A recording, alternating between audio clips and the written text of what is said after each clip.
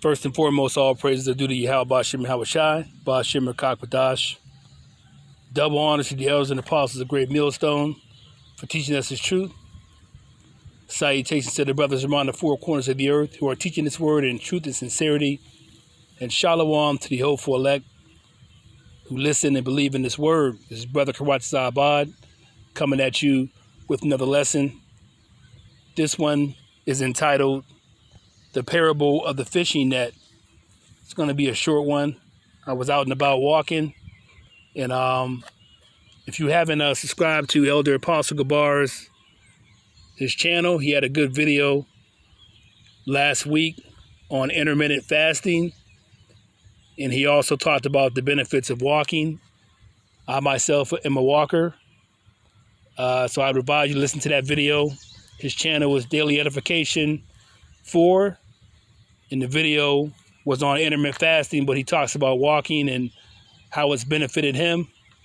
And I totally concur with what he was saying. I just got done with a good walk. I did a fast from yesterday, approximately about 9, actually until about now. So probably going to get something to eat in a little bit. But he also mentioned in a video yesterday that it stimulates your mind, ideas, it gives you a state of euphoria, a natural state of euphoria to walk, and it clears your mind. It really does. Clears the cobwebs out. So I'm going to do this short video, and it's entitled The Parable of the Fishing Net, basically the parable of the fishing net. And let's start off with Matthew chapter 13 and verse 47. Again, the kingdom of heaven is like unto a net that was cast into the sea and gathered of every kind.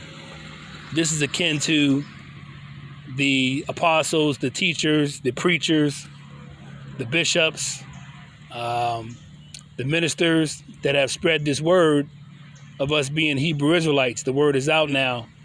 So this has been spread all over the world via YouTube and video, social media, as well as it's been spread through the highways and the byways, the brothers going out there on the streets, and primarily from Great Millstone, who has 100% truth in their affiliates. This gospel has been spread all over the world, so nobody has an excuse as far as so-called Latinos, blacks, and Native Americans. You are the Hebrew Israelites. Now, it's a good thing to know that, but there's more to it than just that. So this scripture here, Matthew 13 and 47, is illustrating the net has been cast out, okay? And those of us who know we're Hebrew Israelites, we've been caught inside that net.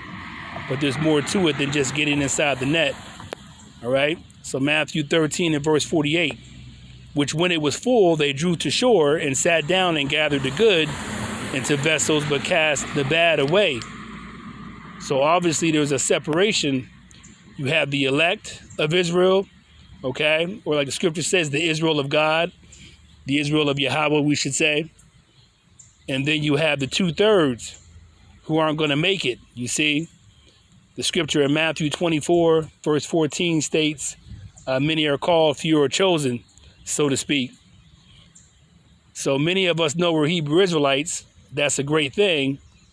But there's only an elect that's going to make it on this side, the 1/3 elect in the kingdom, that's going to be beamed up in those chariots when Yahushua comes on the day of the Lord.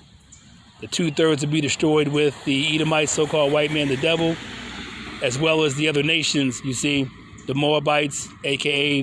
the Chinese, the Ishmaelites, a.k.a. the Arabs, the Hamites, a.k.a. Africans, so on and so forth. They're all going to be destroyed here in Babylon, America. But the elect of Yahweh will be saved, you see. So that's akin to this scripture, which when it was full, the net, they drew to shore and sat down and gathered the good into the vessels, but cast the bad away. Those who didn't hearken to this word fully, all right, who didn't go through the straight gate. They might have known they were Israelites, but they still were not hearkening to the word, still dealing with varying doctrines, not having an understanding what this was really about. So Matthew 13 and verse 49, so shall it be at the end of the world. The angels shall come forth and sever the wicked from among the just. So that's the elect, all right, of Israel that's going to be beamed up in those chariots on the day of the Lord. and the wicked's going to be separated. That includes the 2/3 of us Hebrew Israelites, as well as the wicked nations, wicked Esau, who was wicked by nature. Okay, so he's the sons of the wicked. Okay, so-called white men, the devil, as well as the sons of men, the other nations. All right. So at the end of the world, the angels are going to separate the wicked from the just. The just represents the elect of Yahweh Ba'ashem Yahweh Shai. Now, the 2/3 that don't make it of the Hebrew Israelites, so-called blacks, Latinos, Native Americans, they will be born through the loins of the 1/3 in the kingdom. The 1/3 are going to have a 1,000-year reign with Yahweh Shai in the kingdom.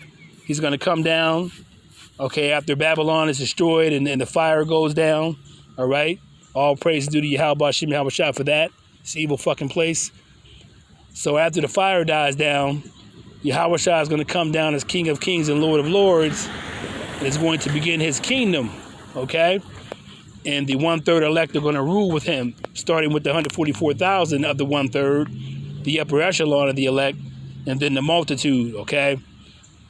You know, totality of it is the 1/3 elect, all right? So during that 1,000-year reign, the 2/3 will be born in the kingdom as babies through the loins of the 1/3, all right? So let's read Matthew 13 and verse 50. Let's go back to verse 49. So shall it be at the end of the world, the angels shall come forth and sever the wicked from among the just. Verse 50. And shall cast them into the furnace of fire. There shall be wailing and gnashing of teeth. So that represents the nuclear missiles coming from Russia and the other nations, hitting here Babylon, America, and the laser fire coming from the chariots of the Most High. It's going to be laser fire coming from those chariots. This place is going to be a lake of fire. A lake of fire is not something underneath the ground with the fucking red horn fucking devil, okay? Babylon's going to be a lake of fire. It's going to be on fire. It's going to be uninhabitable. All right? So let's continue on. That's basically what I wanted, the main point I wanted to bring out of the short lesson. So, like it says, you know, many are called, but few are going to be chosen. There's a straight gate that you have to walk through. And, you know, the road to destruction is very, very wide. So even though you're a Hebrew Israelite, if you still smoke weed, if you're still chomping on pork, if you're still committing adultery, if you're still stealing, if you're still not loving your brother as thyself and doing wicked shit, okay, you're going to be cast in that fire. You're going to die on this side. But you'll come back in the kingdom. So indeed, Yahweh Shai did redeem all of the Hebrew Israelites. So on that note, I hope this lesson was edifying to you, and I'm going to give all praises to Yahweh Ba'ashem Yahweh Shai, Ba'ashem Rakak Wadash, Shalom.